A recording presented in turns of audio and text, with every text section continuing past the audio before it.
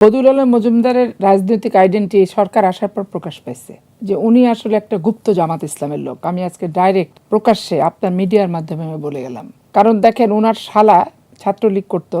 Bernicat যখন তার বাসায় গেছিল, তার শালাই কিন্তু তার বাসায় বোমা বিস্ফোরণ করছিল। তো তার শালা আমেরিকার, আর উনি ওনার সারা জীবনের কেরিয়ার আপনি ঘেটে দেখবেন যে ওনাকে সন্তুষ্ট করা মনে হচ্ছে বাংলাদেশের একটা গুরু দায়িত্ব।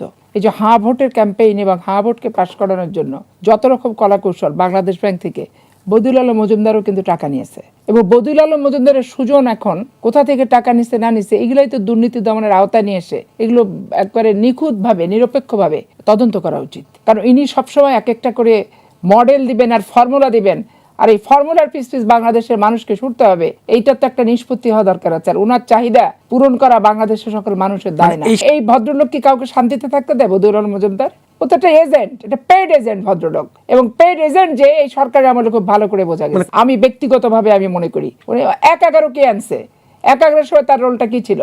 এই বদিউল আলম মজুমদারদের আপনি বলেন, তাদের দাপট আর তাদের তো এগুলো তো সবসময় একটা থার্ড পার্টিকে আপগ্রেড করার চেষ্টা করছে।